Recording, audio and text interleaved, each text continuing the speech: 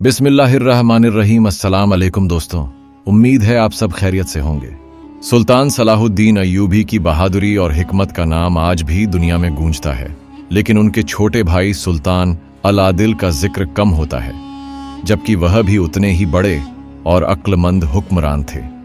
सलाहुद्दीन की वफात के बाद जब मुसलमान सल्तनत बिखरने की कगार पर थी, अलादिल ने उस जिम्मेदारी को संभाला और दुश्मनों के खिलाफ अपने भाई के मिशन को जिंदा रखा।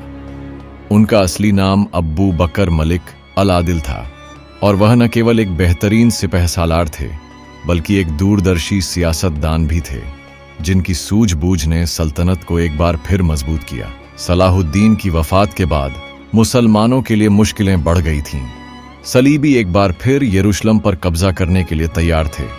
अलादिल ने दुश्मन की इस चाल को समझा और अपनी फौज को इस तरह तैयार किया जैसे उनके भाई सलाहुद्दीन किया करते थे। उन्होंने बैटल ऑफ जाफा जैसी जंगों में अपनी बहादुरी साबित की और सलीबियों को शिकस्त दी। उन्होंने यह समझा कि मुसलमानों का इत्तेहाद ही उनका सबसे बड़ा हथियार है और इसी इत्तेहाद को बनाए रखने के लिए उन्होंने कई अहम फैसले लिए। अलादिल की सबसे बड़ी कामयाबी उनकी सियासी सूझबूझ थी। उन्होंने मुसलमान सल्तनत के अलग अलग कबीलों और इलाकों को एकजुट किया। उनका मानना था कि अगर मुसलमान इकट्ठा न हुए तो सलीबी हर मोर्चे पर जीत सकते हैं। उनकी हुकूमत के दौरान सलीबियों ने उन्हें सलाहुद्दीन के बाद अपना सबसे बड़ा दुश्मन माना। यह उनकी ताकत और काबिलियत का सबूत था। उन्होंने सलाहुद्दीन की मिसाल को न केवल कायम रखा, बल्कि उसे और भी ऊंचाई तक पहुंचाया। सुल्तान अलादिल का दौर करीब 20 साल चला। इस दौरान उन्होंने सल्तनत को नई ताकत दी और दुश्मनों के खिलाफ हर मोर्चे पर कामयाबी हासिल की। उनकी हिकमत और बहादुरी ने मुसलमान सल्तनत को एक बार फिर उस शान तक पहुंचाया जो सलाहुद्दीन के वक्त थी।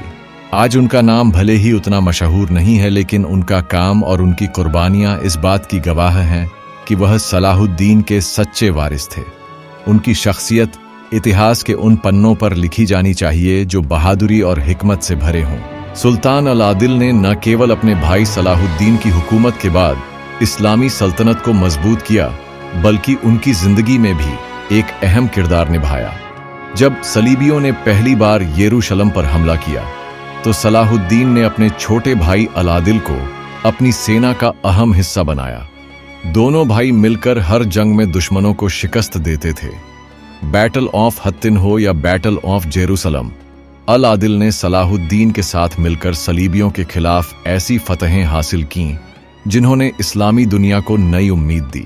अलादिल सिर्फ एक जंगी सिपाही नहीं थे, बल्कि एक बेहतरीन रणनीतिकार भी थे। सलीबियों को शिकस्त देने के लिए उन्होंने ऐसी चालें चलीं जो इतिहास में मिसाल बन गईं। सलाहुद्दीन के नक्शे कदम पर चलते हुए उन्होंने हर मैदान में बहादुरी दिखाई। उनकी बहादुरी और सूझबूझ देखकर लोग उन्हें सलाहुद्दीन सानी कहने लगे, यानी दूसरा सलाहुद्दीन।